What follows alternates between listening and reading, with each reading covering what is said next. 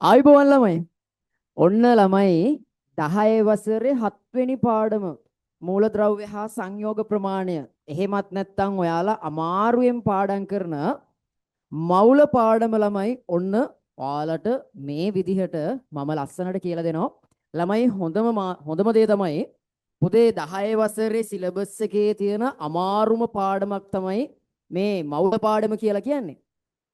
මේ පාඩම නැතුව ඔයාලට එක්සෑම් එකේ ගොඩාක් ප්‍රශ්න කරගන්න බැරි වෙනවා. හරිද? ඒක නිසා අපි මේ පාඩම හරි ලස්සනට ගොඩ දාමු. ඔයාලට ළමයි මේ පාඩම ගොඩ දා ගන්නව නම් තියෙන එකම දේ මං කියන්නද? ඔයාලට සිංහල පුළුවන් වෙන්න ඕනේ. මොනවාද පුළුවන් වෙන්න ඕනේ? ඔයාලට සිංහල පුළුවන් වෙන්න ඕනේ. ඔයාලට සිංහල පුළුවන් නම් ළමයි මවුල පාඩමත් පුළුවන්. හරිද? එහෙනම් හරි විදිහට අහගෙන ඉන්න හොඳට අහගෙන ඉන්න. පුතා මූලද්‍රව්‍ය හා සංයෝග ප්‍රමාණය කියන පාඩමේ හරිද? මූලද්‍රව්‍ය හා සංයෝග ප්‍රමාණය කියන පාඩමේ පුතා ඉස්සෙල්ලාම ඔයාට ඉගෙන ගන්න තියෙන මාතෘකාව තමයි පුතේ සාපේක්ෂ පරමාණුක ස්කන්ධය. මොකක්ද සාපේක්ෂ පරමාණුක ස්කන්ධය පුතේ? සාපේක්ෂ පරමාණුක ස්කන්ධය. පුතේ මෙතනින් එහාට ආගේ හිත තියෙන්නේ මංගාවලු, මගේ හිත තියෙන්නේ ආගාවලු. හරි? ඒක නිසා වෙන කිසිම දෙයක් ගැන හිතන්නේ නැතුව ඔයා මේ දේ ගැන හරියට අහගෙන ඉන්න. හරිද? හා. පුතේ සාපේක්ෂ පරමාණුක ස්කන්ධය අපිට විභාගෙදි දෙනවා පුතා. සාපේක්ෂ පරමාණුක ස්කන්ධය අපිට විභාගෙට දෙනවා. සර් සාපේක්ෂ අණුක ස්කන්ධ පාඩම් කරගන්න ඕනිද සර්? නෑ එහෙම පුතේ පාඩම් කරගන්න අවශ්‍යතාවයක් නෑ. ඇයි ඒ විභාගෙට ඔයාලට සාපේක්ෂ පරමාණුක ස්කන්ධ ටික දෙනවා පුතා. ළමයි සාපේක්ෂ පරමාණුක ස්කන්ධය හොයන සූත්‍රයක් එහෙම තියෙනවා. හැබැයි මම අර පාඩමේ වැදගත්ම කොටස් ටික ඔයාලට කියලා දෙන නිසා හොඳට මෙතන ඉඳන් අහගෙන ඉන්න. හරිද? හා ළමයි ඔන්න පුතේ මම ආවර්තිතා වගුව ලියනවා. මොකද්ද ලියන්නේ? ආවර්තිතා වගුව. පුතේ ආවර්තිතා වගුවට අදාළව අපට මතක් වෙන්න කවියක් තියෙනවනේ. හයිය හිච්චි ලී බර බෝ කාබන්ට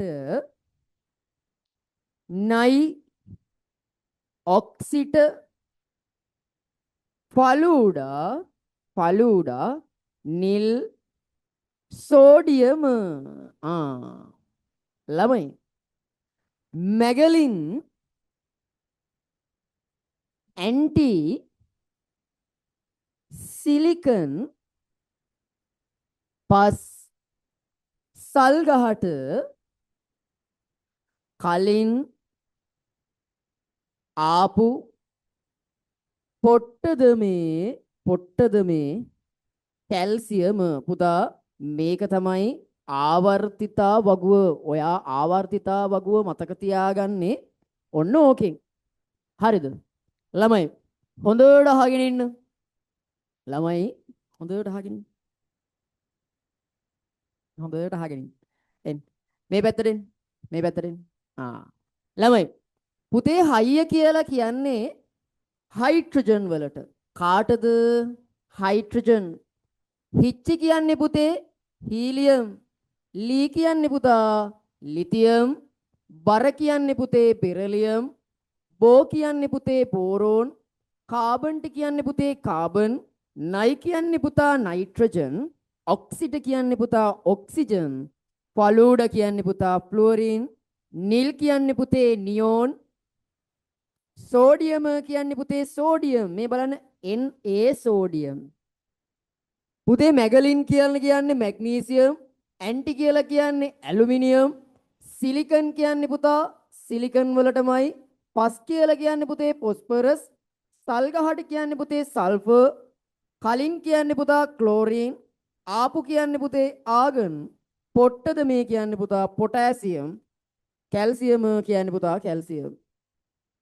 higher හිච්චිලි බරබෝ කාබන්ට නයිඔක්සිට ෆලූඩනිල් සෝඩියම මැගලින් ඇන්ටි සිලිකන් පස්සල් ගහට කලින් ආපු පොට්ටද මේ calcium hydrogen helium lithium beryllium boron carbon nitrogen oxygen fluorine neon sodium magnesium aluminium silicon phosphorus sulphur කියන ඔන්න ළමයි ආවර්තිතා වගුව මම ලිව්වා. මම මේ මොකද්ද ලිව්වේ? ආවර්තිතා වගුව. පුතේ හොඳට අහගෙන ඉන්නකෝ. ඔන්න ළමයි මම ආවර්තිතා වගුවට අදාළව සාපේක්ෂ පරමාණුක ස්කන්ධ ටික කියන්නයි යන්නේ පුතේ. හොඳට අහගෙන ඉන්න. පුතා මෙන්න මේ හයිඩ්‍රජන් ඉන්නවනේ. හයිඩ්‍රජන්ගේ පුතේ සාපේක්ෂ පරමාණුක ස්කන්ධය එකයි පුතා. කීයද? එකයි. හීලියම්ගේ පුතේ සාපේක්ෂ පරමාණුක ස්කන්ධය 4යි. ලිතියම්ගේ පුතේ 7යි. බෙරිලියම්ගේ පුතේ 9යි. බෝරෝන්ගේ පුතේ 11යි. කාබන්ගේ පුතේ 12යි. නයිට්‍රජන්ගේ පුතේ 14යි. ඔක්සිජන්ගේ පුතේ 16යි. ෆ්ලෝරින්ගේ පුතේ 19යි. පුතේ නියෝන්ගේ 20යි. සෝඩියම්ගේ පුතා 23යි. මැග්නීසියම් වල පුතා 24යි. ඇලුමිනියම් වල පුතේ 27යි. සිලිකන් වල පුතේ 28යි. ෆොස්ෆරස් වල පුතේ 31යි. සල්ෆර් වල පුතේ 32යි. ක්ලෝරින් වල පුතේ 35.5යි. ආගන් වල පුතේ 40යි. පොටෑසියම් වල පුතේ 39යි. කැල්සියම් වල පුතා 40යි. ළමයි මම මේ මොනවද ලියලා තියෙන්නේ? සාපේක්ෂ පරමාණුක ස්කන්ධ ටික පුතා. ආවර්තිතා වගුවේ මූලද්‍රව්‍ය වලට අදාළව මම මේ ලියලා තියෙන්නේ සාපේක්ෂ පරමාණුක ස්කන්ධ ටික. හයිඩ්‍රජන් වල සාපේක්ෂ පරමාණුක ස්කන්ධය කීයද පුතේ? ඔයාලා කියන්න. 1යි.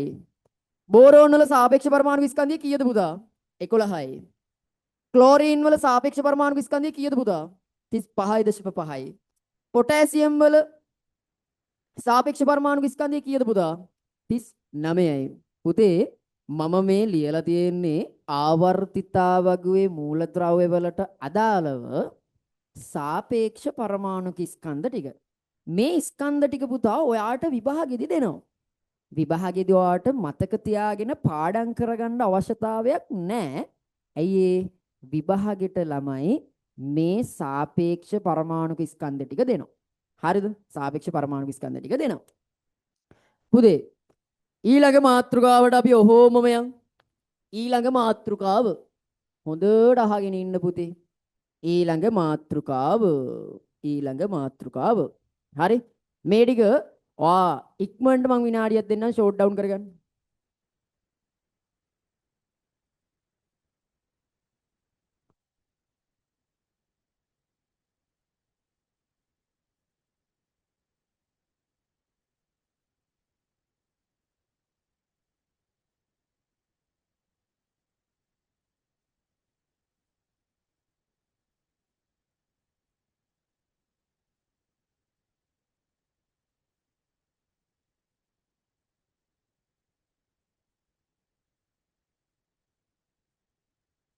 හරි නේද පුතා?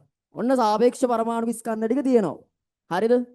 මගේ ඊළඟ මාතෘකාව පුතේ ඊළඟ මාතෘකාව තමයි සාපේක්ෂ අණුක ස්කන්ධය. මොකද්ද පුතේ? සාපේක්ෂ අණුක ස්කන්ධය. සාපේක්ෂ අණුක ස්කන්ධය පුතා.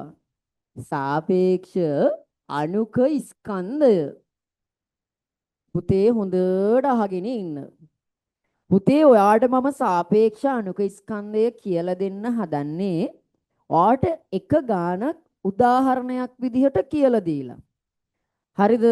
මම මේ කියලා දෙන ගානෙන් ඔයාට ඔක්කොම මතක තියාගන්න පුළුවන්. ඊට පස්සේ අපි උදාහරණ ගණන් ටිකක් හදමු. හරිද? මේ එන්නකෝ.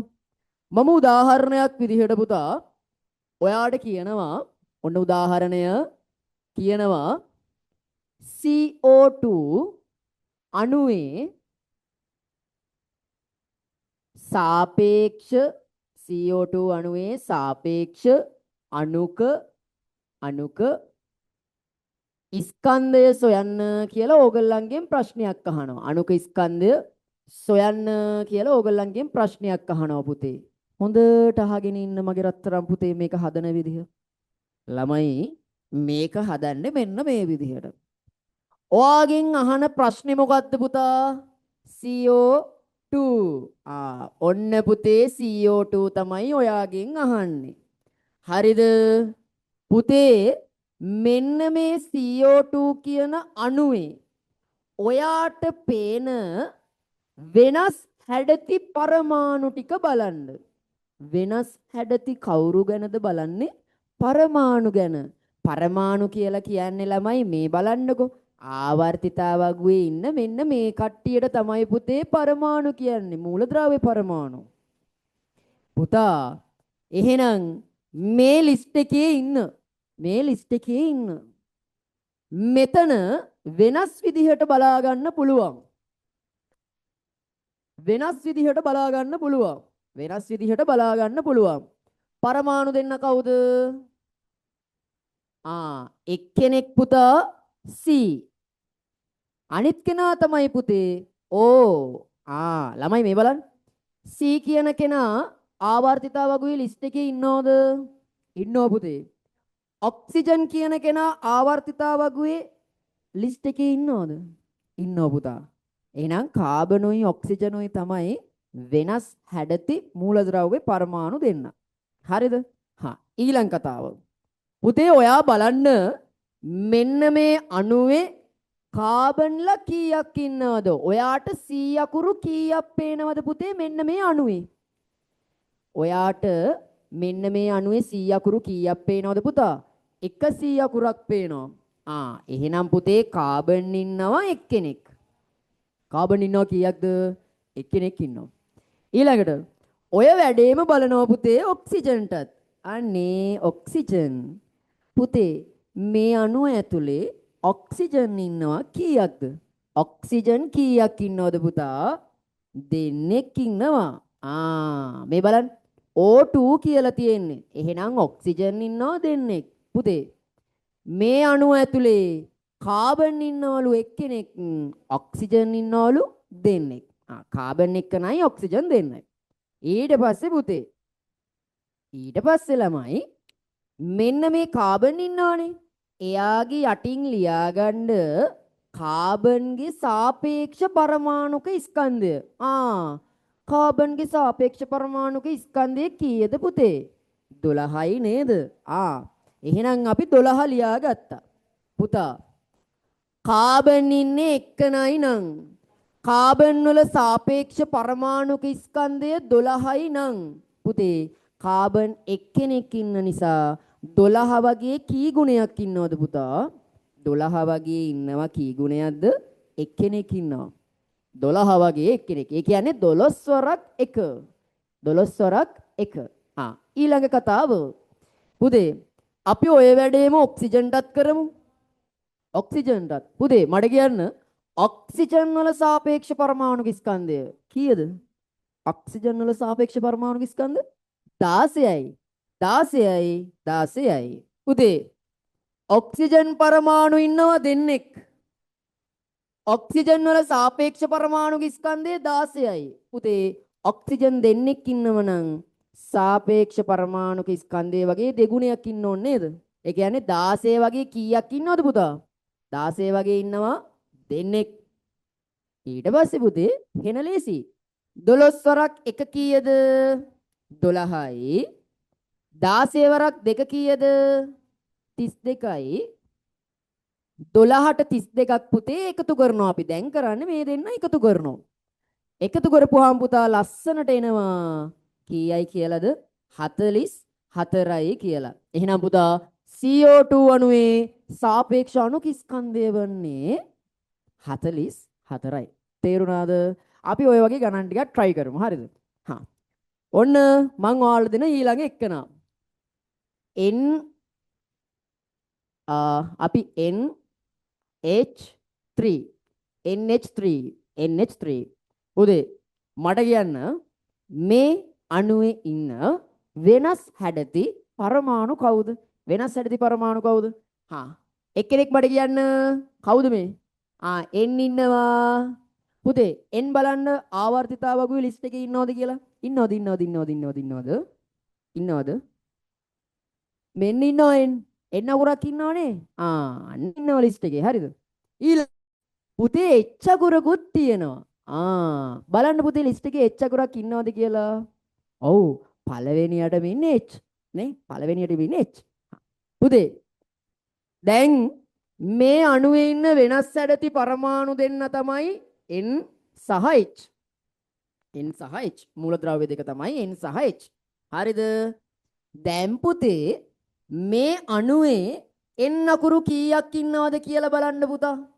N අකුරු ඉන්නවා පුතේ ඔයාට පේනවා. N අකුරු ඉන්නේ එක්කනයි. N අකුරු කීයක් ඉන්නවද? එක්කෙනෙක් ඉන්නවා. පුතේ ඊළඟට H. පුතේ මේ බලන්න. H කී දෙනෙක් ඉන්නවද පුතා මේ අණුව ඇතුලේ? 3 දෙනෙක් ඉන්නවා. මේ H3 තියෙන්නේ. 3 දෙනෙක් ඉන්නවා. H ඉන්නවා 3 දෙනෙක්. ඊට පස්සේ පුතේ නයිට්‍රජන්ගේ යටින් ලියනවා අපි එයාගේ සාපේක්ෂ පරමාණුක ස්කන්ධය. පුතේ නයිට්‍රජන්ගේ සාපේක්ෂ පරමාණුක ස්කන්ධය අපි බලමු.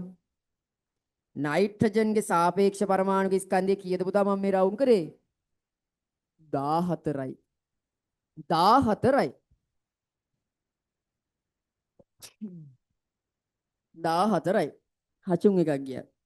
14යි. හරිද? පුතේ නයිට්‍රජන් වල සාපේක්ෂ පරමාණුක ස්කන්ධය 14යි නම් නයිට්‍රජන් එක්කෙනෙක් ඉන්නව නම් පුතා 14 වගේ කී ගුණයක් ඉන්න ඕනිද? 14 වගේ එක්කනයි ඉන්නේ පුතා. ඊළඟට හයිඩ්‍රජන් වල සාපේක්ෂ පරමාණුක ස්කන්ධය බලනවා. පුතේ හයිඩ්‍රජන් වල සාපේක්ෂ පරමාණුක ස්කන්ධය බලන්න කීයද කියලා? කීයද? 1යි. පුතේ හයිඩ්‍රජන් වල සාපේක්ෂ පරමාණුක ස්කන්ධය 1යි. පුතේ 1 වගේ කීයක් ඉන්නවද? 1 වගේ ඉන්නවා පුතා 3 දෙනෙක්. හරි සර්. දැන් සර් තියෙන්නේ අපිට ගුණ කරන්න සර්. ඔව් පුතේ ගුණ කරන්න. බලමු. 14 වරක් 1 14යි. 1 වරක් 3 3යි. සර් දැන් තියෙන්නේ එකතු කරන්න නේද සර්? ඔව් පුතේ එකතු කරන්නයි. 14ට 3ක් එකතු වුණාම කීයද පුතා? 17යි. එහෙනම් NH3 අණුවේ සාපේක්ෂ අණුක ස්කන්ධය වන්නේ 14යි. හරිද? 14යි. අපි තව එක ගානක් හදලා ඊළඟ කොටසට යමු. පුතා මේ බලන්න. මම දෙන්නම් මෙන්න මේ ගාන. මේ ගාන. CH3COOH. මෙන්න මේ අණුවම දෙනවා. CH3COOH. පුතේ මට ඉස්සල්ලාම කියන්න මෙන්න මේ අණුවේ ඉන්න වෙනස් හැඩති පරමාණු කවුද? වෙනස් හැඩති මූලද්‍රව්‍ය කවුද? පුතේ ඔයාට මේකේ පේන කට්ටිය කියන්න බලන්න. පුතේ වෙනස් හැඩති කට්ටිය තමයි එක්කෙනෙක් තමයි C. C අකුරක් පේනවා. ඒ වගේම තමයි H පුතා.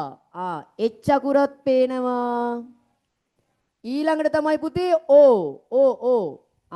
O අකුරත් පේනවා වෙනස් හැඩයෙන්. පුතේ මේක ඇතුලේ ඉන්න 3 දෙනා තමයි carbon, hydrogen, oxygen. Carbon, hydrogen, oxygen. CHO කියන මූලද්‍රව්‍ය 3 දෙනා තමයි මේක ඇස්සේ ඉන්නේ. හරිද? දැන් බලනවා කාබන් කීයක් ඉන්නවද කියලා. පුතේ කාබන් මෙතන එක්කෙනෙක් ඉන්නවා. ඒ වගේම පුතා මෙන්න මෙහෙම මැද රෙන්ගලත් එක්කෙනෙක් ඉන්නවා. මේ මැද පේනවද? කාබන්ලා ඉන්නවා පුතේ දෙන්නෙක්. කාබන්ලා කීයක් ඉන්නවද? දෙකක් ඉන්නවා. H බලනවා ඊට පස්සේ පුතා. H පුතේ මේ බලන්න.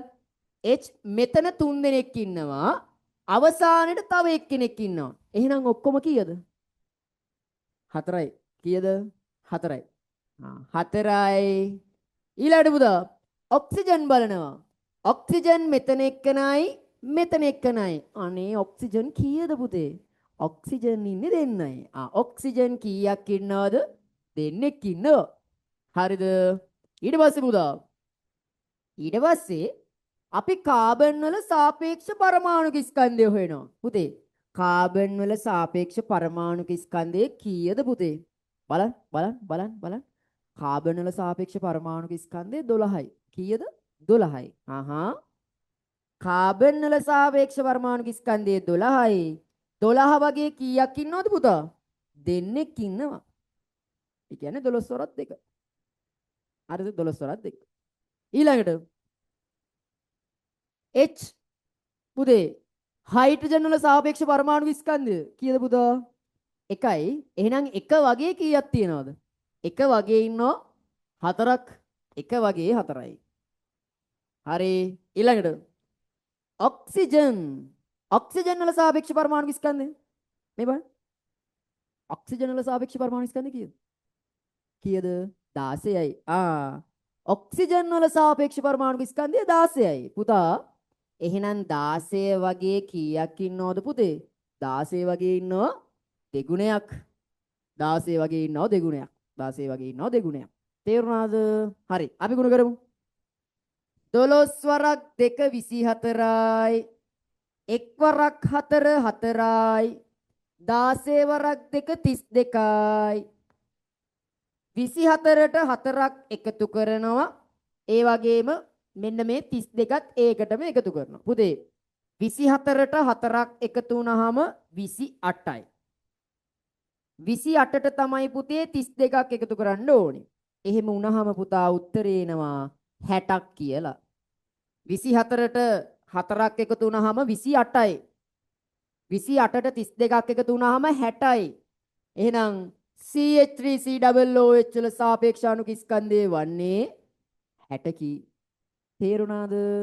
ළමයි ඔය විදිහට තමයි සාපේක්ෂ අණුක ස්කන්ධය හොයන්නේ. මේ විදිහට. හරිද? සාපේක්ෂ අණුක ස්කන්ධය හොයන්නේ. සාපේක්ෂ අණුක ස්කන්ධය හොයාගන්න අපිට මොන ස්කන්ධයද අපිට වැදගත් උනේ පුතා? සාපේක්ෂ පරමාණුක ස්කන්ධය අපිට වැදගත් උනා නේද? හැම තිස්සෙම පුතා සාපේක්ෂ අණුක ස්කන්ධයට ඕනේ උනේ සාපේක්ෂ පරමාණුක ස්කන්ධයනේ. සාපේක්ෂ පරමාණුක ස්කන්ධය. හරිද? ඔන්න දැන්වා සාපේක්ෂ පරමාණුක ස්කන්ධ ටිකක් දන්නවා. දැන්වා මෙන්න මේ සාපේක්ෂ අණුක ස්කන්ධ ටිකක් දන්නවා. ඊළඟට කතා කරන්න තියෙන්නේ පුතේ ඇවෝගාඩ්‍රෝ නියතය ගැන. මොන ගාඩ්‍රෝ නියතයද? ඇවෝගාඩ්‍රෝ නියතය ගැන. පුතේ ඇවෝගාඩ්‍රෝ නියතය කියන්නේ අමාරු නියතයක් නෙවෙයි. ඔයාට හරි ලස්සනට ගොඩ දා ගන්න පුළුවන් නියතයක් ඒක. හරි? ඒක නිසා හොඳට අහගෙන ඉන්න. මෙතනින් එහාට ඔයාගේ ඔළුව වෙන පැත්තකට යවන්න එපා. ඔයා හරියට ලස්සනට අහගෙන ඉන්න. හරිද? මම මෙන්න මේ ටික මම ගන්නම්. ඔයාට මොනවා හරි දාගන්න දෙනවා නම් ඉක්මනට දාගන්න පුතා. විනාඩියයි. විනාඩියෙන් දාගන්න. විනාඩියෙන් දාගන්න. හරි. අපි ඊළඟ කතාවට යමු. හරිද? ඔයාලට මොකක් හරි ප්‍රශ්නයක් තියෙනවා නම් වීඩියෝ එක නවත්තලා මේක දාගන්න. හරිද? අපි ඇවෝගාඩ්‍රෝ නියතයට යංග පුතා. ඇවෝගාඩ්‍රෝ නියතය. හොඳට අහගෙන ඉන්න. ඇවෝගාඩ්‍රෝ නියතය. ඔන්න පුතේ අපි පරමාණුයි අණු ගානයි හොයන්නයි යන්නේ. මොන ගානයිද හොයන්නේ? පරමාණු ගානයි අණු ගානයි අතර සම්බන්ධ ප්‍රශ්න ටික තමයි පුතේ අපි හොයන්න යන්නේ. හරිද? හොඳට අහගෙන ඉන්න. මෙන්න පුතේ ඇවෝගාඩ්‍රෝ නියතය. ඇවෝගාඩ්‍රෝ නියතය. හොඳට අහගෙන ඉන්න පුතා. ඇවෝගාඩ්‍රෝ කියන විද්‍යාඥයා සාපේක්ෂ පරමාණුක ස්කන්ධ සහ සාපේක්ෂ අණුක ස්කන්ධ සැලකිල්ලට අරගෙන ඉදිරිපත් කරනවා පුතේ නියතයක්. හරි? ඉදිරිපත් කරනවා නියතයක්. ඒ නියතයට තමයි පුතේ කියන්නේ ඇවෝගාඩ්‍රෝ නියතය කියලා. මොන ගාඩ්‍රෝ නියතයද පුතේ? ඇවෝගාඩ්‍රෝ නියතය. ඔන්න අපි බලන්න යන්නේ ඇවෝගාඩ්‍රෝ නියතය කොහොමද තේරුම් කරගන්නේ කියලා. හරිද? හොඳට අහගෙන ඉන්න. පුතේ ඇවගාඩ්‍රෝ නියතේ කියනවා මෙන්න මෙහෙම කතන්දරයක්. සාපේක්ෂ පරමාණුක ස්කන්ධයට හෝ සාපේක්ෂ පරමාණුක ස්කන්ධයට හෝ සාපේක්ෂ අණුක ස්කන්ධයට සාපේක්ෂ අණුක ස්කන්ධයට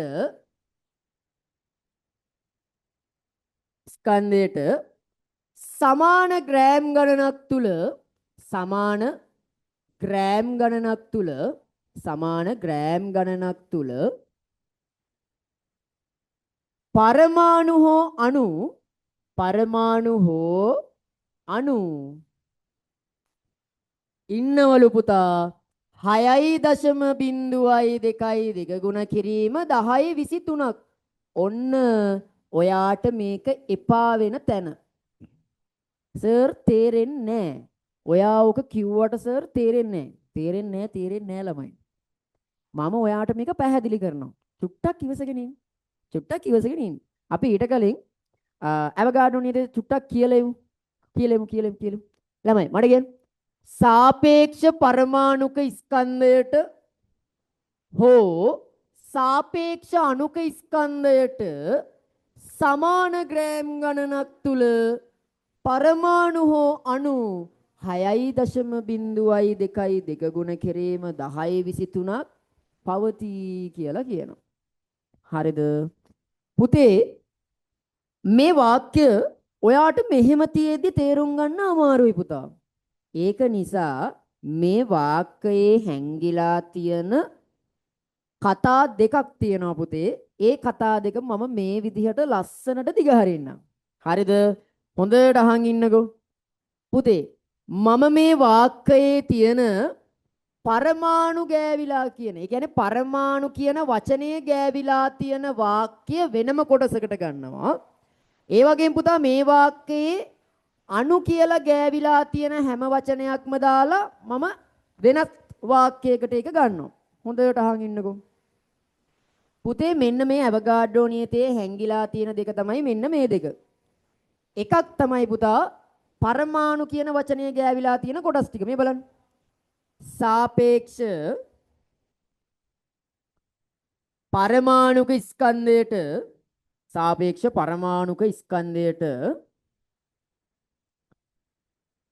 සමාන ග්‍රෑම් ගණනක් තුල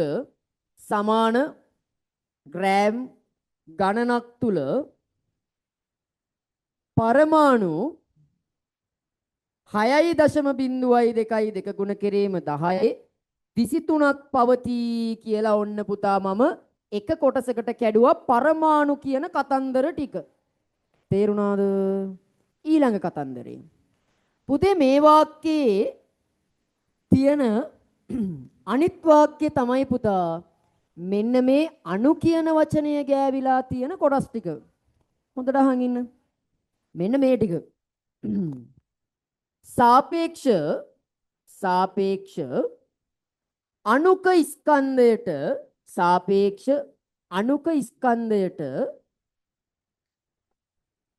සමාන ග්‍රෑම් ගණනක්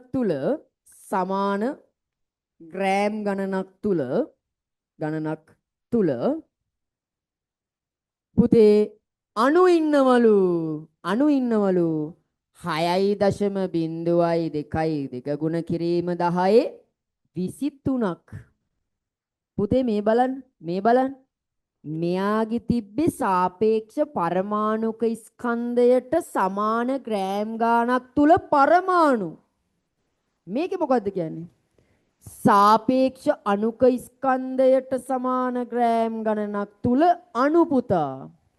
සාපේක්ෂ පරමාණුක ස්කන්ධයට අයිති පරමාණු. සාපේක්ෂ අණුක ස්කන්ධයට අයිති අණු. තේරුණාද? ඒ දෙක වෙනස් දෙකක්. දැන් අපි මේ කතාව තේරුම් කරගමු. හොඳට අහගෙන ඉන්න. හරිද?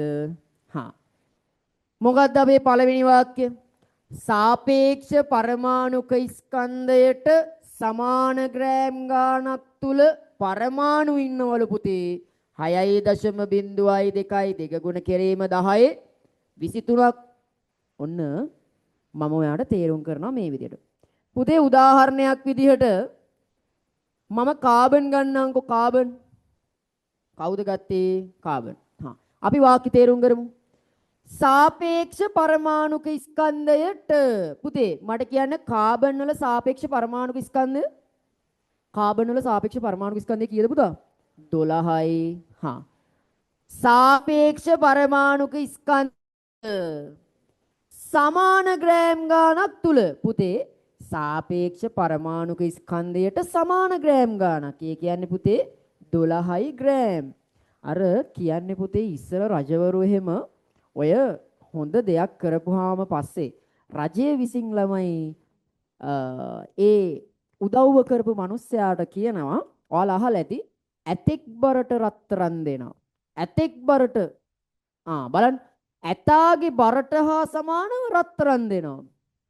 තේරුණාද? අන්න ඇතෙක් බරට රත්තරන් ඇතාගේ බරට සමානව රත්තරන් දෙනවා. හරි? අන්න ඒ වගේ කතාවක් තමයි මෙතනත් කියන්නේ පුතා. සාපේක්ෂ පරමාණුක ස්කන්ධයට සමාන ග්‍රෑම් ගාණක්. සාපේක්ෂ පරමාණුක ස්කන්ධයට සමාන ග්‍රෑම් ගාණක්. තේරුණාද? එහෙනම් කීයද පුතා? 12යි ග්‍රෑම්. 12යි ග්‍රෑම් තුල පුතේ පරමාණු ඉන්නවලු කීයද? 6.02 ගුණ කිරීම 10 23. මේ බලන්න. සාපේක්ෂ පරමාණුක ස්කන්ධයට කාබන් වල සාපේක්ෂ පරමාණුක ස්කන්ධය 12යි. සාපේක්ෂ පරමාණු ස්කන්ධයට සමාන ග්‍රෑම් ගාණක් කියන්නේ 12යි ග්‍රෑම්. සමාන ග්‍රෑම් ගාණක් තුල පරමාණු 6.02 ගුණ කිරීම 10 23ක් පවතී. එහෙනම් පුතා කාබන් පරමාණු ඉන්නවලු කීයද? 6.02 ගුණ කිරීම 10 23ක්. තේරුණාද? ඊළඟ කතාව නයිට්‍රජන්. පුතේ නයිට්‍රජන් වල සාපේක්ෂ පරමාණුක ස්කන්ධය කීයද පුතා? කීයද? 14යි. 14යි. හරි. සාපේක්ෂ පරමාණුක ස්කන්ධයට සමාන ග්‍රෑම් ගාණක් තුල එහෙනම් කීයයි ග්‍රෑම්ද පුතේ? 14යි ග්‍රෑම් තුල පරමාණු ඉන්නවලු පුතේ 6.02 ගුණ කිරීම 10 විතරක්. එහෙනම් පුතා නයිට්‍රජන් පරමාණු ඉන්නවලු කීයක්ද? 6.02 ගුණ කිරීම 10 23ක්. තේරුණාද? ඊළඟ කතාව මම උදාහරණයක් විදිහට කැල්සියම් ගන්නම්. කැල්සියම් මඩ කියන්න වාක්‍ය තේරුම් කරගමු. සාපේක්ෂ පරමාණුක ස්කන්ධයට කැල්සියම් වල සාපේක්ෂ පරමාණුක ස්කන්ධය කීයද පුතා? කීයද? 40යි. සාපේක්ෂ පරමාණුක ස්කන්ධයට සමාන ග්‍රෑම් ගාණක් කියන්නේ කීයයි ග්‍රෑම්? 40යි ග්‍රෑම් තුල පරමාණු ඉන්නවලු 6.02 ගුණ කිරීම 10 23ක්. ඒ කියන්නේ කැල්සියම් පරමාණු ඉන්නවලු 6.02 ගුණ කිරීම 10 23ක්. තේරුණාද? ඔන්න ළමයි හිතන විදිහ. ඔය වාක්‍ය තේරුම් ගන්න අමාරු නෑ ළමයි. හරියට ඔයාට සිංහල තේරෙනවා නම් හරියට ලස්සනට ඕක ගොඩ දා ගන්න පුළුවන්. ඔළුවෙන් තේරුම් ගන්න ඕන. හරිද? පුතේ මම ඔයාගෙන් මෙන්න මේ විදිහේ වෙනස් ප්‍රශ්නයක් අහනවා. හරිද? වෙනස් ප්‍රශ්නයක් අහනවා. මම මේ වෙනස් ප්‍රශ්නේ මෙන්න මෙතනින් දාන්නම්කෝ. මම මෙතනින් දාන්නම් ඒ වෙනස් ප්‍රශ්නේ. හරිද? ඔන්න වෙනස් ප්‍රශ්නේ තමයි මෙන්න මේක. උදාහරණ ගන්න. හරිද? වෙනස් ප්‍රශ්නේ තමයි මේක. හොඳට අහගෙන ඉන්න. වෙනස් ප්‍රශ්නේ තමයි ඔයාලට පේනවද? පේනවනේ. වෙනස් ප්‍රශ්නේ තමයි පුතා මැග්නීසියම් ග්‍රෑම් 48ක් තුල මැග්නීසියම් ග්‍රෑම් 48ක් තුල අඩංගු මැග්නීසියම් පරමාණු ගණන ළමයි දෙයක් නෑනේ පුතා. දෙයක් නෑනේ. ඒක තේරුම් ගන්න හෙන ලේසිනේ. කොහොමද තේරුම් ගන්නේ? ළමයි මේ බලන්න. අපි ඉස්සෙල්ලාම මෙන්න මෙතන වාක්‍යයට යනවා. මෙතන වාක්‍යයට සාපේක්ෂ පරමාණුක ස්කන්ධයට සමාන ග්‍රෑම් ගාණක් තුල පරමාණු 6.02 ගුණ කිරීම 10 23ක් පවතී. අන්න ඒ වාක්‍යයට යනවා.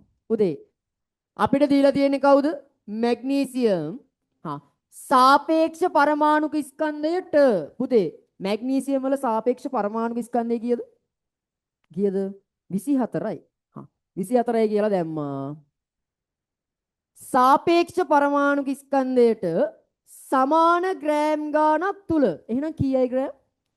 24යි ග්‍රෑම්. සාපේක්ෂ පරමාණුක ස්කන්ධයට සමාන ග්‍රෑම් ගාණක් තුල, ඒ කියන්නේ 24යි ග්‍රෑම් තුල මැග්නීසියම් පරමාණු ඉන්නවලු පුතා. කීයක්ද? කීයක්ද? 6.02යි 2 ගුණ කිරීම 10යි 23ක්. පරමාණු ඉන්නවලු 6.02යි 2 ගුණ කිරීම 10යි 23ක්. තේරුණාද? පුතේ ඔයාගෙන් අහන්නේ ග්‍රෑම් 24ද ග්‍රෑම් 48ද? ඔයාගෙන් අහන්නේ ග්‍රෑම් 48. පුතා ඔයාගෙන් අහන්නේ ග්‍රෑම් 48. පුතේ මට කියන්න 24ක් ඇතුලේ මෙච්චර ඉන්නවා. ග්‍රෑම් 24ක් ඇතුලේ 6.02යි 2 ගුණ කිරීම 10යි 23ක් ඉන්නවා. පුතා ඔයාගෙන් අහන්නේ කීයයි ග්‍රෑම් ඇතුලේද? 48යි ග්‍රෑම් ඇතුලේ. පුතා 24යි ග්‍රෑම් කීයෙන් ගුණ වෙලාද පුතේ? 48ක් වෙන්නේ 2කින් ගුණ වෙලා නේද?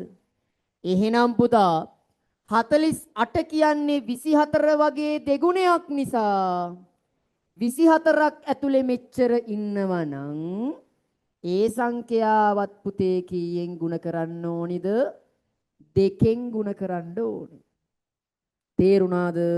එතකොට උත්තරේ තමයි පුතා 6.02යි 2 ගුණ කිරීම 10යි 23 වාරයක් 2. ඔය විදිහට ලියන්න පුළුවන් පුතා උත්තරේ. තේරුණාද? අපි ඒ වගේ ගානක් තව එකක් හදමු. හරි? එතකොට ඔයාලට ඔළුවට යනවනේ. දෙවෙනි ගානේ වගේ. හරිද? මං අහනවා කැල්සියම්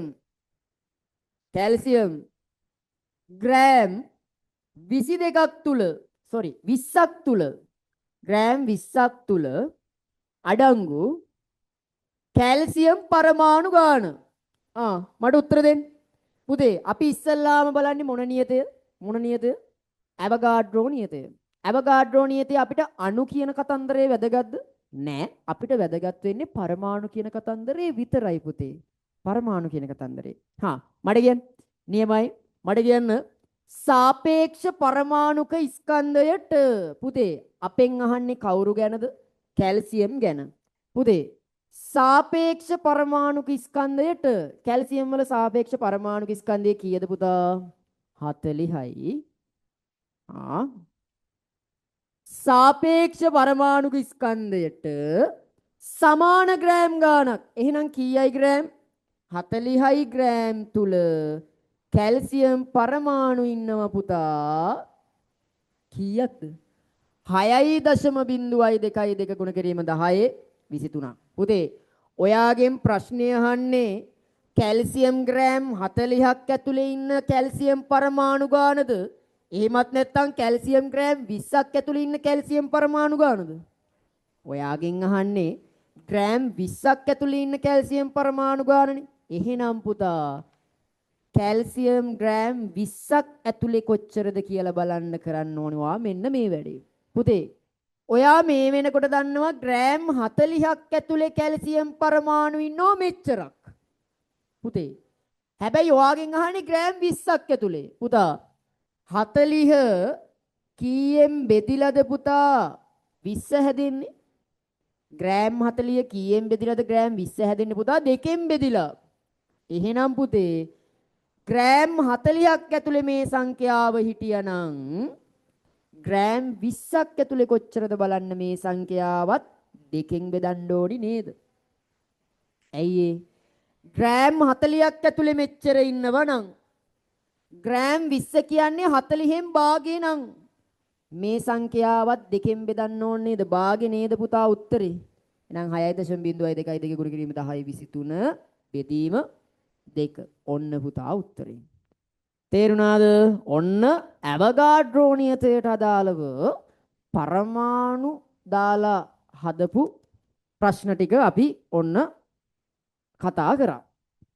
ඊළඟට කතා කරන්න තියෙන්නේ අපිට ළමයි සාපේක්ෂ අණුක ස්කන්ධ කතන්දරය ඇවගාඩ්‍රෝ නියතයේ ඉතුරු කොටස. ඉතුරු කොටස කරන්න කලින් මම අර ටික මකන්නම්. හරිද? මොනවා හරි දෙයක් තියෙනවා නම් ඒ ටික ඉක්මනට දාගන්න ළමයි.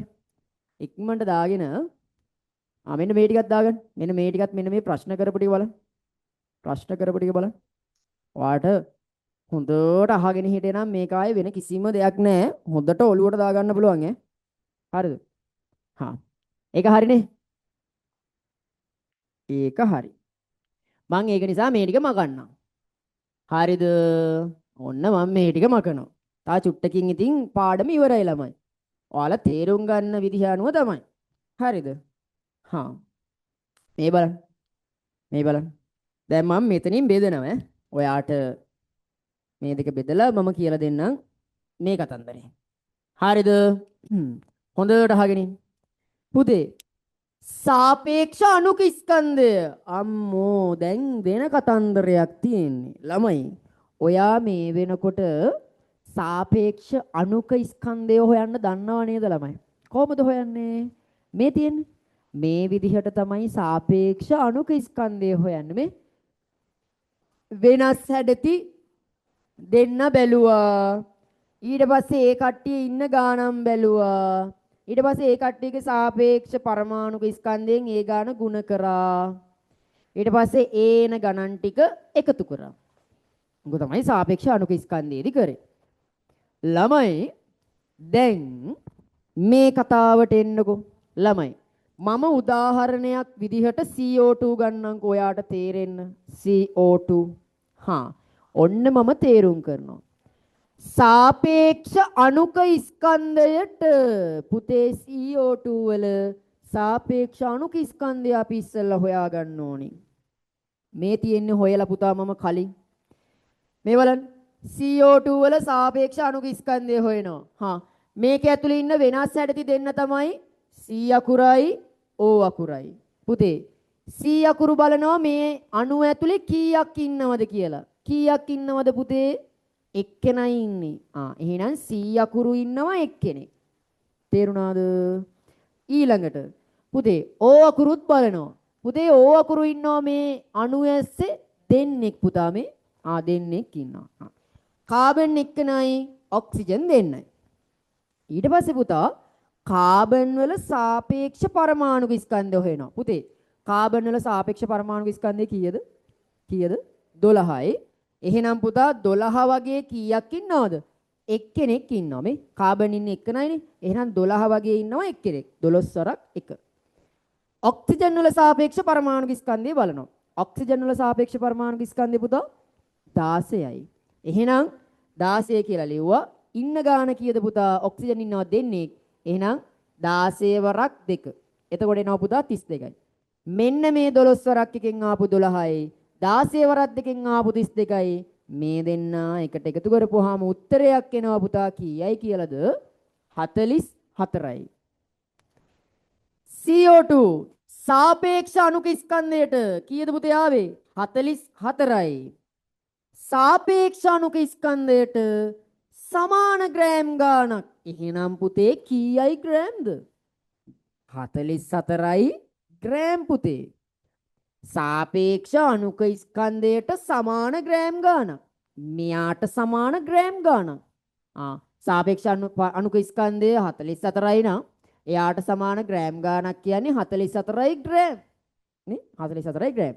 තුල CO2 අණු ඉන්නවලු පුතේ 6.02 ගුණ කිරීම 10/23. බලන්න ළමයි මේ කතන්දරේම තමයි මෙතනත් තියෙන්නේ. මෙතන තියෙන කතන්දරේම තමයි මෙතන තියෙන්නේ. හැබැයි වචන දෙකක් වෙනස්. මොකද්ද? සාපේක්ෂ පරමාණුක ස්කන්ධයට අදාළ වෙන්නේ පරමාණු කියන කතාව. සාපේක්ෂ අණුක ස්කන්ධයට සමාන වෙන්නේ අණු කියන කතාව. අණු කියන කතන්දරේ. අණු කියන කතන්දරේ. හරි? අණු කියන කතන්දරේ. තේරුණාද? අපි ඊළඟට NH3 මම උදාහරණ විදිහට ගන්නම් NH3 හරි NH3 අපි බලමු NH3 මෙයාගේ ඉන්න වෙනස් හැඩති දෙන්න කවුද වෙනස් හැඩති කට්ටිය N අකුරයි H අකුරයි පුතේ අපි බලනවා නයිට්‍රජන් මේක ඇස්සේ කීයක් ඉන්නවද පුතා එක්කනයි. හයිඩ්‍රජන් කීයක් ඉන්නවද පුතේ? 3 දෙනෙක් ඉන්නවා. ඊට පස්සේ අපි බලනවා නයිට්‍රජන්ගේ සාපේක්ෂ පරමාණුක ස්කන්ධය. පුතේ නයිට්‍රජන්ගේ සාපේක්ෂ පරමාණුක ස්කන්ධය කීයද පුතා? කීයද? 14යි. සාපේක්ෂ පරමාණුක ස්කන්ධය 14යි. ඊට පස්සේ පුතා හයිඩ්‍රජන්ගෙත් බලනවා. හයිඩ්‍රජන්ගේ සාපේක්ෂ පරමාණු ස්කන්ධය 1යි. 1යි. හයිඩ්‍රජන්ගේ 1යි. හයිඩ්‍රජන්ගේ 1යි. හයිඩ්‍රජන්ගේ 1යි. පුතේ 14 වගේ කීයක් ඉන්නවද? 1යි. 1 වගේ කීයක් ඉන්නවද පුතේ? 3 දෙනයි. 14 වරක් 1 14යි. 1 වරක් 3 3යි. 14ට 3ක් එකතු කරපුවාම 17යි. එහෙනම් පුතා NH3 වල සාපේක්ෂ අණුක ස්කන්ධය 17යි. සාපේක්ෂ අණුක ස්කන්ධයට සමාන ග්‍රෑම් ගාණක්. පුතේ එහෙනම් කීයයි ග්‍රෑම්? 17යි ග්‍රෑම්. සාපේක්ෂ අණුක ස්කන්ධයට සමාන ග්‍රෑම් ගාණක්. ඒ කියන්නේ පුතා 17යි ග්‍රෑම්. තුල NH3 අණු ඉන්නවලු පුතේ මේ බලන්න. සාපේක්ෂ අණුක ස්කන්ධයට සමාන ග්‍රෑම් ගාණක් තුල අණු ඉන්නවලු කීයක්ද පුතා? 6.02 ගුණ කිරීම 10 23ක්. එහෙනම් NH3 අණු ඉන්නවලු කීයද පුතේ? 6.02 ගුණ කිරීම 10 23ක්. තේරුණාද? අපි තව එකක් හදමු ඈ. එකයි. මම ගන්නවා CH4. CH4. සාපේක්ෂ අණුක ස්කන්ධය CH4.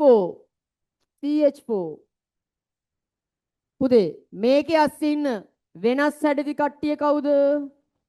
C අකුරයි අනිත් කෙනා H අකුරයි. දැක්කද? පුතේ මේ අණු ඇස්සේ C අකුරු කීයක් ඉන්නවද? C අකුරු කීයක් ඉන්නවද? C අකුරු ඉන්නවා පුතා එක්කෙනෙක්. පුතේ H අකුරු කීයක් ඉන්නවද? H අකුරු තියෙනවා 4ක්. H අකුරු 4යි. හරිද? ඊට පස්සේ කාබන් වල සාපේක්ෂ පරමාණු ස්කන්ධය බලනවා. කාබන් වල සාපේක්ෂ පරමාණු ස්කන්ධය කීයද? 12යි. කාබන් වල සාපේක්ෂ පරමාණු ස්කන්ධය 12යි. එහෙනම් කාබන්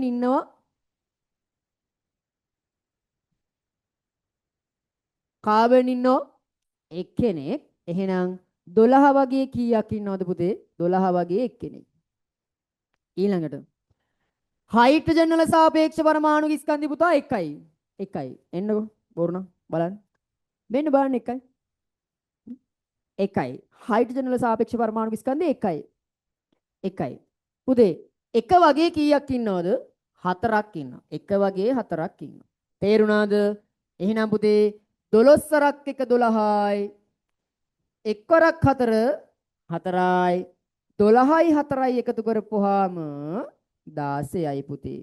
ඔන්න CH4 වල සාපේක්ෂ අණුක ස්කන්ධයට කීයයිද පුතා සාපේක්ෂ අණුක ස්කන්ධය? 16යි. එහෙනම් පුතා සාපේක්ෂ අණුක ස්කන්ධයට සමාන ග්‍රෑම් ගාණක්. එහෙනම් කීයයි ග්‍රෑම්ද පුතේ?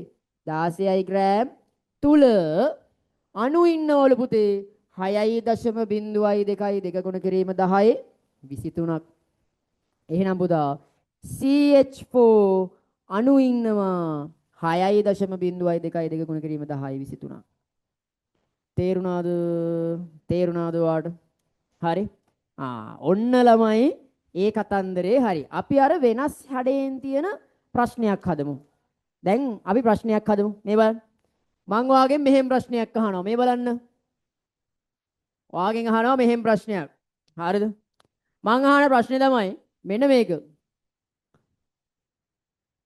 මැග්නීසියම් ඔක්සයිඩ් කීයද? මැග්නීසියම් ඔක්සයිඩ් පුතේ. මැග්නීසියම් ඔක්සයිඩ් ග්‍රෑම් 400ක් තුල අඩංගු මැග්නීසියම් ඔක්සයිඩ් අණු ගණන අහනවා. මං අණු ගණන අහනවා. පුතා මේ බලන්න. ඔයාට මේක හදන්න කලින් ඔයා එන්න ඕනි ඇවගාඩ්‍රෝ නියති කතන්දරයට. මචං මට කියන්න සාපේක්ෂ අණුක ස්කන්ධයට පුතේ මැග්නීසියම් ඔක්සයිඩ් වල පුතේ අපි කවුරු බලන්න ඕනේද? සාපේක්ෂ අණුක ස්කන්ධය බලන්න ඕනේ. හා මට කියන්න මැග්නීසියම් ඔක්සයිඩ් වල සාපේක්ෂ අණුක ස්කන්ධය. හා මට කියන්න මේකේ ඉන්න වෙනස් හැඩති දෙන්න. මේ ලිස්ට් එකේ ඉන්න Mg අකුරයි O අකුරයි. ඒ කියන්නේ මැග්නීසියමුයි ඔක්සිජනුයි.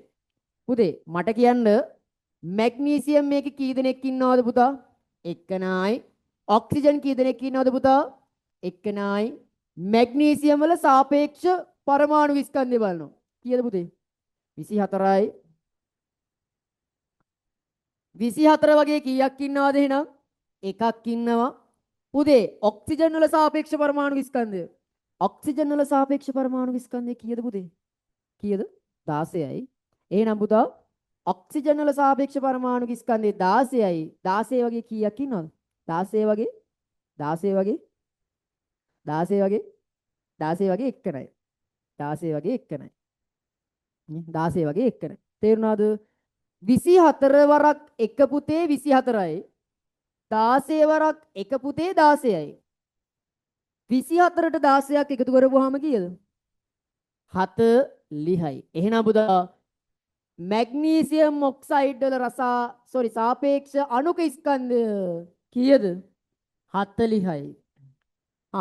සාපේක්ෂ අණුක ස්කන්ධයට සමාන ග්‍රෑම් ගාණක්. එහෙනම් කීයයි ග්‍රෑම්ද පුතේ?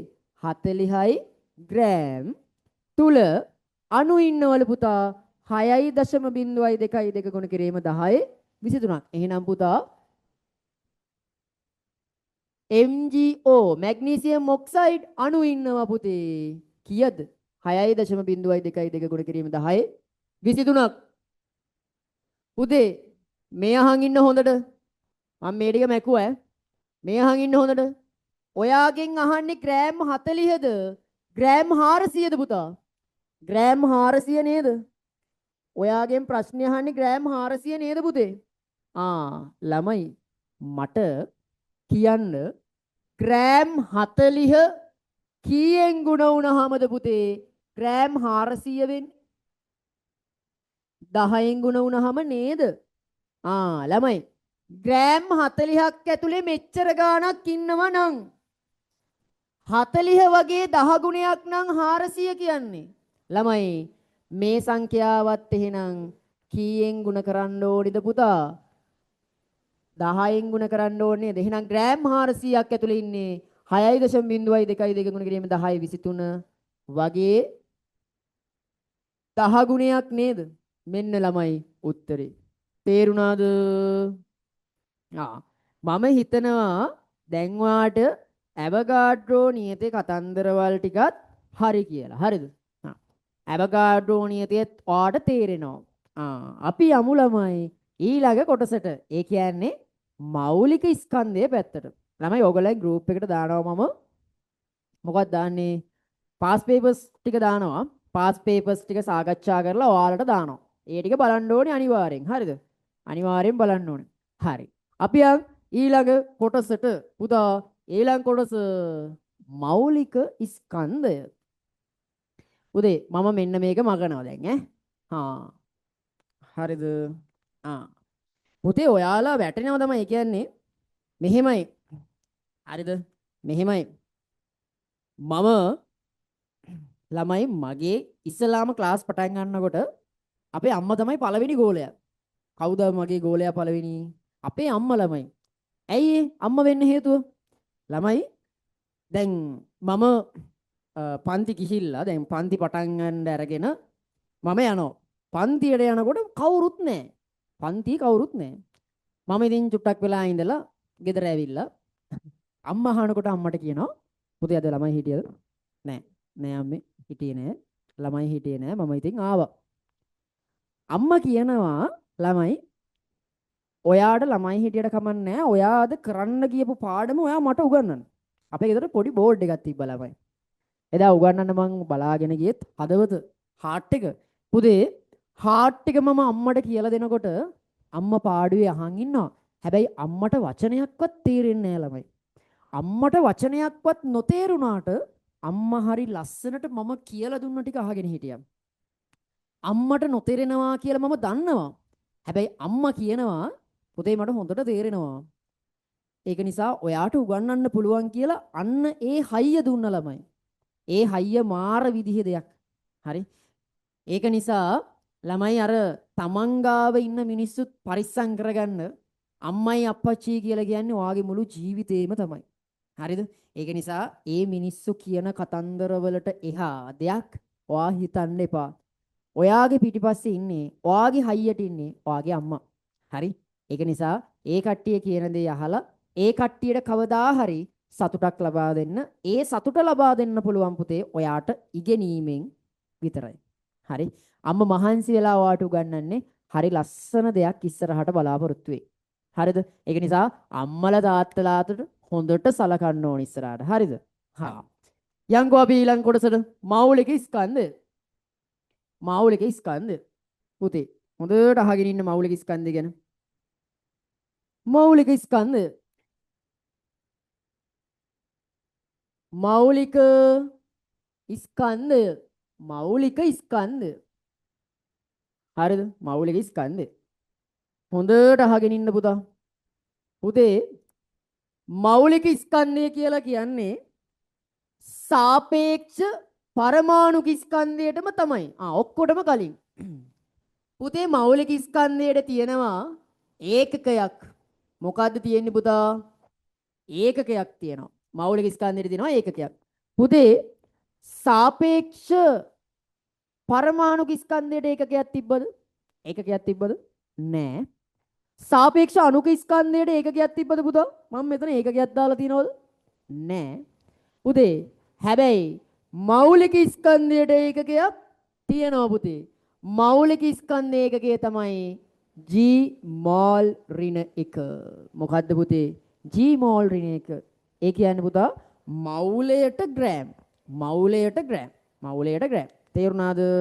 මෞලයට ග්‍රෑම්. හා ඊළඟ කතාව. හොඳට අහගෙන ඉන්නකො මෞලික ස්කන්ධය හොයන විදිය. පුතේ මෞලික ස්කන්ධය කියලා කියන්නේ සාපේක්ෂ පරමාණු ස්කන්ධයටම තමයි. තමයි කිව්වට එහෙම නෑ. එන්නේ ගානට සමාන ගානක් තමයි පුතා මෞලික ස්කන්ධ. මේ වහන්නකො. සාපේක්ෂ පරමාණුක ස්කන්ධයට ඒ අංකයට සමාන එකක් තමයි පුතා මෞලික ස්කන්ධය කියලා කියන්නේ. හොඳට අහන් ඉන්නකො පුතේ. හොඳට අහන් ඉන්න. උදාහරණයක් විදියට කාබන්. උදාහරණයක් විදියට ගන්නවා මම කාබන්ව.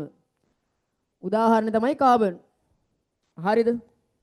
පුතේ මට කියන්න කාබන් වල සාපේක්ෂ පරමාණු ස්කන්ධය කීයද? කාබන් වල සාපේක්ෂ පරමාණු ස්කන්ධය 12යි. හරි. පුතේ කාබන් වල මෞලික ස්කන්ධයත් 12යි. හැබැයි පුතේ යාට තියෙනවා ඒකකයක්. කීයයි කියලාද? G මෝල් ඍණ 1. මෞලයට ග්‍රෑම් 12යි කියලා. කියන්නේ 12යි G මෝල් ඍණ 1. 12යි G මෝල් ඍණ 1. උදාහරණයක් විදියට නයිට්‍රජන් සාපේක්ෂ පරමාණු ස්කන්ධය පුතෝ 14යි. එහෙනම් මෞලික ස්කන්ධයත් පුතේ 14යි G මෝල් ඍණ 1. G මෝල් ඍණ 1. ඊළඟට පුතා අපි ගමු ලිතියම්. ලිතියම් ගමු ලිතියම්. මට කියන්නේ ලිතියම් වල සාපේක්ෂ පරමාණු ස්කන්ධය කීයද පුතේ? 7යි. එහෙනම් මෞලික ස්කන්ධයත් කීයද පුතා? 7යි G මෝල් ඍණ 1. දැක්කද? වෙනසක් වෙන්නේ නැහැ පුතා. සාපේක්ෂ පරමාණුක ස්කන්ධයට සමාන ගානක් තමයි මෞලික ස්කන්ධය කියන්නේ. හැබැයි මෞලික ස්කන්ධයට තියෙනවා පුතේ ඒකකයක්. ඒකකයක් තියෙනවා. තේරුණාද? ඊළඟ කතාව. පුතේ ඊළඟ කතාව. හොඳට අහගෙන ඉන්න පුතේ. මාර ලේසි මේ පාඩම. හරිද? මේ පාඩම හෙන ලේසි. මේ බලන්න. ඊළඟට පුතේ සාපේක්ෂ අණුක ස්කන්ධය ඉන්නෝනේ. සාපේක්ෂ අණුක ස්කන්ධය. සාපේක්ෂ අණුක ස්කන්ධය තියෙනෝනේ. පුතේ සාපේක්ෂ අණුක ස්කන්ධයටත් සමාන අංකයක් තමයි මෞලික ස්කන්ධය කියන්නේ. ඒ කියන්නේ සර්. මේ බලන්න පුතා. උදාහරණයක් විදිහට CO2. CO2 වල මෞලික ස්කන්ධය හොයන්නයි අපි යන්නේ. ඉතින් මට කියන්න CO2 වල සාපේක්ෂ අණුක ස්කන්ධය කීයද? CO2 වල සාපේක්ෂ අණුක ස්කන්ධය කීයයි කියලා මේ ඇවිල්ලා තියෙන්නේ? කීයයි කියලාද ඇවිල්ලා තියෙන්නේ? 44යි කියලා. මේ 44යි. හා. CO2 වල සාපේක්ෂ අණුක ස්කන්ධය 44යි. එහෙනම් පුතා මෞලික ස්කන්ධයත් 44යි. හැබැයි නිකන් 44යිද? නෑ. G මෝල් ඍණ 1. G මෝල් ඍණ 1. උදාහරණයක් විදිහට CH3. CH3. හා මට කියන්න. CH3 වල ඉස්සෙල්ලාම අණු ස්කන්ධය හොයමු. මට කියන්න මේ කියන දෙන්න C අකුරයි H අකුරයි. C අකුරු කීයක් ඉන්නවද පුතේ? 1යි. H අකුරු කීයක් ඉන්නවද පුතා? 3 දෙනයි. C වල සාපේක්ෂ පරමාණු ස්කන්ධය පුතේ 12යි. එහෙනම් 12 වගේ කීයක් ඉන්නවද? 1යි. පුතේ හයිඩ්‍රජන් වල සාපේක්ෂ පරමාණු ස්කන්ධය 1යි. එක වගේ කී දෙනෙක් ඉන්නවද පුතේ? 3 දෙනයි.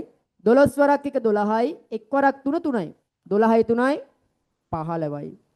එහෙනම් පුතා CH3 වල මෞලික ස්කන්ධයත් කීයද? 15යි. G මෝල් ඍණ 1. දැක්කද ළමයි මෞලික ස්කන්ධය හොයන විදිහ. හරි. දැන් ඔයා මේ වෙනකොට සාපේක්ෂ පරමාණුක ස්කන්ධය දන්නව හදාගන්න. හරි. ඒක විභාගෙට දෙනවා. ඊළඟට පුතේ ඔයා සාපේක්ෂ අණුක ස්කන්ධය දන්නවා. ඒ වගේම තමයි ළමයි ඔයා ඇවගාඩ්‍රෝ නියතයේ කතන්දරේ අර මීට කලින් මෙතන තිබිච්ච ඇවගාඩ්‍රෝ නියත කතන්දරේ දන්නවා. දැන් පුතා ඔයා මෞලික ස්කන්ධය හොයන්නත් දන්නවා. මෞලික ස්කන්ධය හොයන්නත් දන්නවා. ළමයි අන්තිම මාතෘකාව තමයි මෞල ගණන සෙවීම. පුතේ මම මෞල ගණන සෙවීමට එනවා. පාඩමේ අන්තිම මාතෘකාව. මෞල ගණන සෙවීම. මම මේක මෙහෙමම තියලා මෞල ගාන හොයන්න මම මෙන්න මෙතනින්ම කරලා දෙන්නම් ළමයි. දැන් ඔයාලා දන්නවනේ මෞලික ස්කන්ධය හොයන්න. හරිද? මම මෙතනින් ලියන්නම් ළමයි මෞල ගාන හොයන විදිය. හොඳට අහන් ඉන්න ළමයි. මෞල ගණන සෙවීම. මෞල ගණන සෙවීම. පුතේ මෞල ගණන හොයන්න සූත්‍රයක් තියෙනවා පුතා. මෞල ගාන හොයන්න මොකක්ද තියෙනවද? සූත්‍රයක් තියෙනවා. පුතේ සූත්‍රය තමයි මෞල ගණන සමානයි ස්කන්ධය බෙදීම. ස්කන්ධය බෙදීම මෞලික ස්කන්ධය. ස්කන්ධය බෙදීම පුතා මෞලික ස්කන්ධය. මට කියන්න මෞල ගණන හොයාගන්නේ මෞල ගණන සමානයි ස්කන්ධය බෙදීම මෞලික ස්කන්ධය. තේරුණාද? හරි. පුතේ මට කියන්න මං කියනවා පුතේ මෞල ගණන තියෙනවනේ. මෞල ගණන හඳුන්වනවා පුතා අපි සිම්පල් n කියලා. Simple n. පුතේ ස්කන්ධය අපි හඳුන්වනවා සිම්පල් m කියලා. මෞලික ස්කන්ධය හඳුන්වනවා අපි කැපිටල් M කියලා. පුතා මේ බලන්න. මෞල ගණනට කියනවා සිම්පල් n කියලා. ස්කන්ධයට කියනවා සිම්පල් m කියලා. මෞලික ස්කන්ධයට කියනවා කැපිටල් M කියලා. පුතේ එහෙනම් මෞල ගණන හොයන සූත්‍රය තමයි n සමානයි සිම්පල් m බෙදීම කැපිටල් M. n සමානයි සිම්පල් m බෙදීම කැපිටල් M. හරිද? හරි. ඔන්න මම ප්‍රශ්නයක් කරනවා. හොඳට අහගෙන ඉන්න. හොඳට අහගෙන ඉන්න මගේ රත්තරන් පුතේ. ඔන්න මම කියනවා කාබන් ග්‍රෑම් 48ක් තුල අඩංගු කාබන් මෞල ගණන. කාබන් මෞල ගණන අහනවා. කාබන් මෞල ගණන අහනවා. පුතේ හොඳට අහන් ඉන්න. ළමයි මෞල ගණනින වාගෙන් අහන්නේ. මෞල ගණන හොයන සූත්‍රය මොකද්ද? මෞල ගණන හොයන සූත්‍රය මොකද්ද? මෞල ගණන සමානයි ස්කන්ධය බෙදීම මෞලික ස්කන්ධය. ස්කන්ධය බෙදීම මෞලික ස්කන්ධය. පුතේ ඔයා මෞල ගාන දන්නේ නැහනේ. මෞල ගාන වාගෙන් අහන්නේ පුතේ. ස්කන්ධය ඔයාට දීලා තියෙනවද? ඔව් පුතා ග්‍රෑම් 48යි.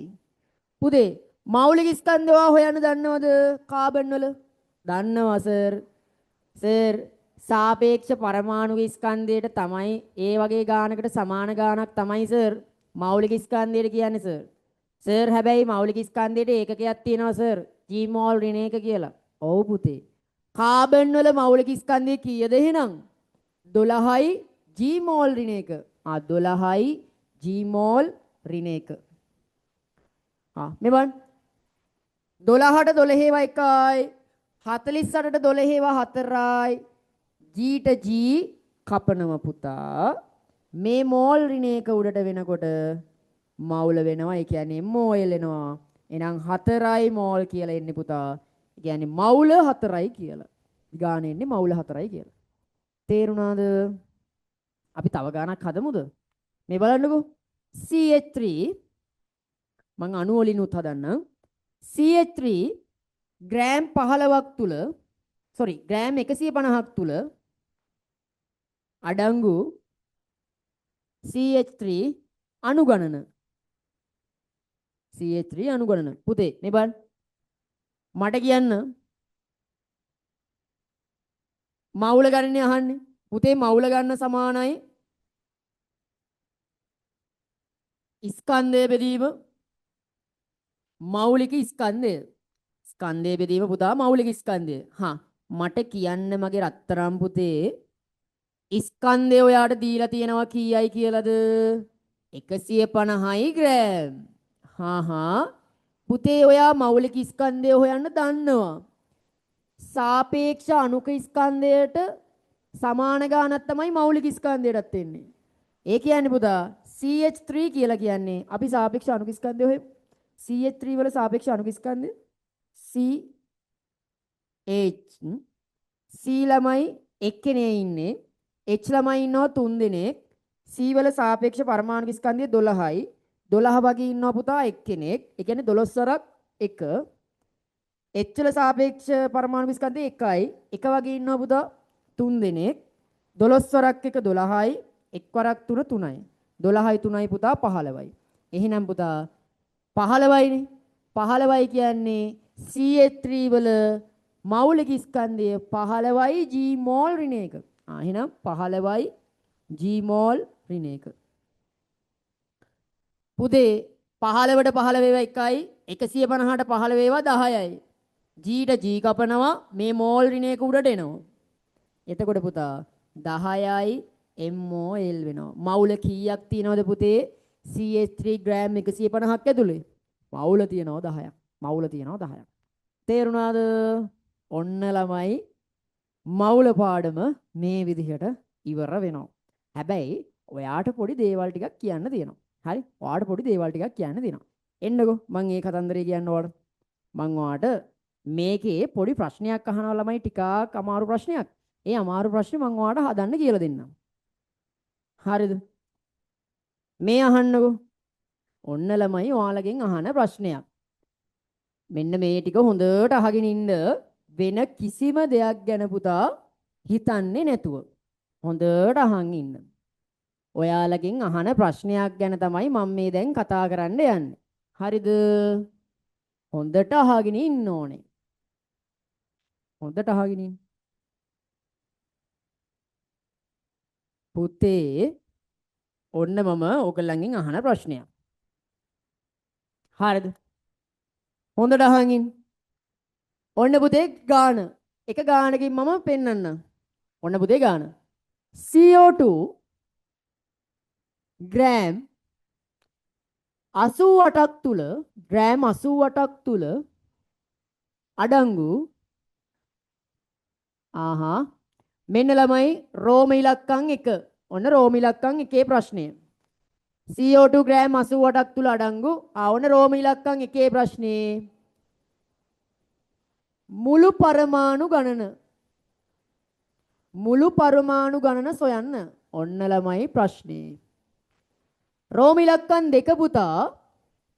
රෝම ඉලක්කම් 2 පුතේ. ඔක්සිජන් පරමාණු ගණන සොයන්න. ඔක්සිජන් පරමාණු ගණන සොයන්න. ළමයි වෙන කිසිම දෙයක් ගැන නැතුව මේ ගැන හොඳට අවධානය යොමු කරන්න. හරිද? පුතේ ඔයාගෙන් ප්‍රශ්න අහන්නේ CO2 ගැන. හොඳට අහගෙන ඉන්න මගේ රත්තරන් පුතා. හොඳට අහගෙන ඉන්න. මම පොඩ්ඩක් පුතේ ඇවගාඩ්‍රෝ නියතයේ පැත්තට යනවා. හරිද? ඇවගාඩ්‍රෝ නියතයේදී පුතේ මෙන්න මේක තනියම ඉන්න කෙනෙක් නෙවෙයිනේ. මෙයා අණුවක්නේ. මෙයා අණුවක් නිසා පුතා මෙයාට අයිති වෙන කතාව තමයි මෙන්න මේ කතාව. සාපේක්ෂ අණුක ස්කන්ධයට සමාන ග්‍රෑම් ගණනක් තුල සමාන ග්‍රෑම් ගණනක් තුල අණු ඉන්නව පුතා 6.02 ගුණ කිරීම 10 23ක් පවතී. පුතේ මේකනේ ඇවගාඩ්‍රෝ නියතය. මේකනේ ඇවගාඩ්‍රෝ නියතය. පුතේ හොඳට අහගෙන ඉන්න. CO2 වල සාපේක්ෂ අණුක ස්කන්ධය කීයද පුතා? 44යි. හා සාපේක්ෂ අණුක ස්කන්ධයට පුතේ CO2 වල සාපේක්ෂ අණුක ස්කන්ධය කීයද පුතේ? 44යි.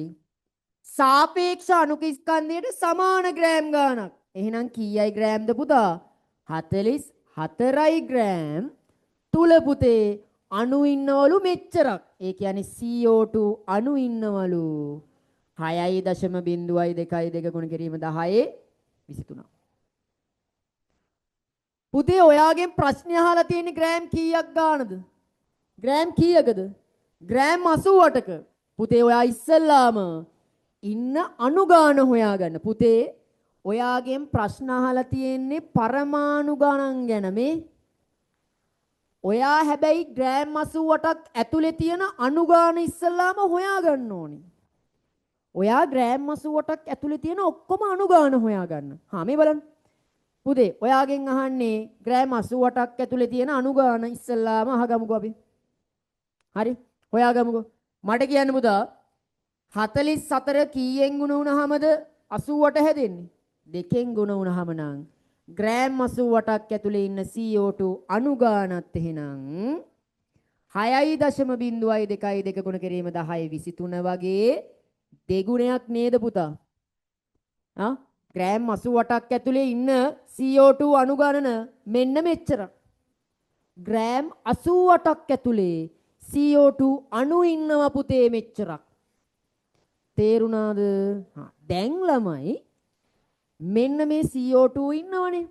මචං C අකුරයි O අකුරයිනේ පුතේ ඉන්නේ. මට කියන්න පුතා C අකුරු කීයක් පේනවද? 1යි. මට කියන්න පුතේ O අකුරු ඔයාට කීයක් පේනවද? 2යි පුතා. එහෙනම් මේ අණුවේ ඉන්න පරමාණු ගාන තමයි පුතේ 1යි 2යි. එකතු කරපුවාම කීයද පුතා? 3යි. එහෙනම් පරමාණු 3 දෙනෙක් එක අණුවක් ඇතුලේ පරමාණු ඉන්නවා 3 දෙනෙක්. කාබන් එක්කෙනෙකුයි ඔක්සිජන් දෙන්නෙකුයි විදිහට. පරමාණු ඉන්නවා 3 දෙනෙක් එක අණුවක් ඇතුලේ. ළමයි එක අණුවක් තුල අඩංගු පරමාණු ගණන කීයද පුතා? 3යි. එක් අණුවක් තුල අඩංගු පරමාණු ගණන 3යි මේ 3යි. හරිද? පුතේ මුළු අණු ගණන බලන්න. මුළු අණු කීයක් ඉන්නවද කියලා බලන්න. මුළු අණු ගණන ග්‍රෑම් 88ක් තුල කීයක් ඉන්නවද පුතා? ග්‍රෑම් 88ක් ඇතුලේ 6.02 ගුණ කිරීම 10 23 වගේ දෙගුණයක් ඉන්නවා. පුතේ එක අණුවක මෙච්චර පරමාණු ගානක් ඉන්නවනම් මුළු පරමාණු ගාන හොයන්න එක අණුවක පරමාණු ගාන අණු ගානෙන් ගුණ කරා නම් හරි නේද? ඒක නිකන් මේ වගේ. මේ බලන්න පුතා. මෙන්න තියෙනවා පුතේ කාමරයක්. කාමරේ පුතා මේ තියෙන්නේ ඇඳවල් දෙකක්. එක කාමරයක තියෙනවා පුතා ඇඳවල් දෙකක්. මේ වගේ කාමර තියෙනවා කියලා ඔයා හිතන්නකෝ 60ක්. මේ වගේ කාමර තියෙනවා 60ක්. මං ඔයාගෙන් අහනවා ඇඳවල් කොච්චරද කියලා. කොච්චර ඇඳවල් මුළු ඇඳවල් ගාන. ඔයා මොකද්ද කරන්නේ? එක කාමරයක ඇඳවල් ගාන මුළු කාමර ගානෙන් ගුණ කරා නම් එනවනේ. මේ බලන්න. එක කාමරයක ඇඳවල් කීයක් තියෙනවද පුතේ? දෙකක් තියෙනවා. මුළු කාමර ගාන පුතා කීයයි කියලාද කිව්වේ? 60යි කියලා. පුතේ එහෙනම් මුළු ඇඳවල් ගණන එනවා පුතා කීයයි කියලාද? 120යි කියලා. දැක්කද? ඒ වගේ තමයි ළමයි. එක් අණුවක අඩංගු පරමාණු ගාන මුළු අණු ගණනින් ගුණ කරනවා. මොකද්ද කරන්නේ? එක් අණුවක අඩංගු පරමාණු ගණන ගුණ කරනවා පුතා මුළු අණු ගණනින්. මට කියන්න. එක් අණුවක අඩංගු පරමාණු ගාන කීයද? 3යි. මුළු අණු ගණන කීයද පුතා? ග්‍රෑම් 88ක් ඇතුලේ. මෙච්චරක් ඉන්නවා. 6.02 ගුණ කිරීම 10 23 වගේ දෙගුණයක්. මෙන්න ළමයි උත්තරේ. තේරුණාද? තේරුණාද ළමයි? මෙච්චරයි ළමයි. ඕක තමයි අර සිංහල තේරුම් ගන්න ඕනේ. සිංහලේ තේරුම් ගන්න ඕනේ. එක අණුවක් ඇතුලේ ඉන්න ගාන තමයි පුතේ ඒ වගේ අණු ගොඩක් ඇතුලේ ඉන්නේ. එක අණුවක 3 දෙනෙක් ඉන්නවා. අණු ඔක්කොම කොච්චරක් ඉන්නවද කියලා බලනවා. ඒ වගේ ගණන්නේ වචන් ඔක්කොම ඉන්නේ. ඔක්කොම ඉන්නේ ඒ වගේ කට්ටිය. හරි? මේ බලන්න. ඔයාගෙන් අහන්නේ CO2 වල ග්‍රෑම් 88ක් තුල අඩංගු මුළු පරමාණු ගානනේ. මුළු පරමාණු ගාන හොයාගන්න කලින් ඔයා අණු ගාන හොයාගන්න. ග්‍රෑම් 88ක් ඇතුළේ ඉන්න අණු ගාන හොයාගන්න. අණු ගාන හොයාගත්තට පස්සේ එක අණුවක ඉන්නව පුතේ 3 දෙනෙක්. පරමාණු ඉන්නව 3 දෙනෙක්. හරිද? ඊට පස්සේ එක අණුවක පරමාණු ගාන මුළු අණු ගානින් ගුණ කරලා දාන්න. මෙන්න මේ වගේ. තේරුණාද? හරි. ඔයාලට ඔය ප්‍රශ්නේ පාස් පේපර්ස් ඩිස්කෂන් කරනකොට ඩිස්කස් කරනකොට ඔයාලට හම්බ වෙනවා. හරිද? ඔය වගේ ප්‍රශ්න ටික. හරිද? හරි. එහෙනම් ළමයි අපි මූලද්‍රව්‍ය හා සංයෝග ප්‍රමාණය කියන 10 වසරේ අමාරුයි කියලා හිතාගෙන ඉන්න ලේසිම පාඩමක් මේ විදිහට අපි ඉවරයක් කරනවා. පුතේ මේ පාඩමෙන් පස්සේ ඔයාලට පාස් පේපර්ස් ඩිස්කෂන් එක එනවා. පාස් පේපර්ස් ඩිස්කෂන් එක අනිවාර්යෙන් ඔයා බලන්න ඕනේ. මොකද පාස් පේපර් ඩිස්කෂන් එක හෙනාට වැදගත්. හරිද? හරි. එහෙනම් ළමයි අපි හැමෙමු ඔන්න පාඩම ඉවරයි. ඔයා මේ වෙනකොට පුතේ සාපේක්ෂ පරමාණු ස්කන්ධය කියන කතන්දරේ දන්නවා. ඔයා මේ වෙනකොට පුතේ සාපේක්ෂ අණුක ස්කන්ධය හොයන්න දන්නවා. ඒ වගේම මතකද ඇවගාඩ්‍රෝ නියතය. ඇවගාඩ්‍රෝ නියතෙන් ඔයාලට ප්‍රශ්න කරන්නත් පුළුවන්. හරි? සාපේක්ෂ පරමාණු ස්කන්ධයට අදාළව පරමාණු ගාන හොයාගන්නත් ඔයා දන්නවා. සාපේක්ෂ අණුක ස්කන්ධයට අදාළව ඔයා අණු ගාන හොයාගන්නත් දන්නවා. මෞලික ස්කන්ධය හොයන්නත් දන්නවා. ඒ වගේම මෞල ගාන හොයන්නත් දන්නවා. ඒ වගේම මේ වගේ ප්‍රශ්න කරගන්නත් පුළුවන් වෙනෝනේ. හොඳට තේරුම් ගන්න. හරි? මේක එකපාරක් තේරුම් නැතුනොත් දෙපාරක් හරි බලලා තේරුම් ගන්න ඕනේ. මේක බරපතල නෑ. ඔයාලට තේරුම් ගන්න පුළුවන් හොඳට අහන් හිටියොත්. හරිද? එහෙනම් පුතේ අපි ඊළඟ පාඩමත් එක්ක සම්බන්ධ වෙමු. අපි ඊළඟ පාඩම බොහෝ දුරට පුතේ 10 වසරේ පාඩමක් වෙයි. අපි ඒ පාඩමත් එක්ක අපි සම්බන්ධ වෙමු. එහෙනම් ළමයි අපි ගිහිල්ලා එන්නම්. හොඳට පාඩම් කරන්න ගෙදර ඉන්නකොට කිසිම වෙලාවක ඕගොල්ලන්ගේ ටයිම් එක වේස්ට් කරන්න එපා. හරි? එහෙනම් අපි ඊළඟ වීඩියෝ එකෙන් හමු වෙන බලාපොරොත්තුව පිට අදට ඔබේ නිවහනින් සමුගන්නවා මම නිමේෂ් බණ්ඩාර. පරිස්සමෙන් ගිහිල්ලා එන්න. බුස්සර්ණයි හොඳට වැඩ ටික කරගන්න.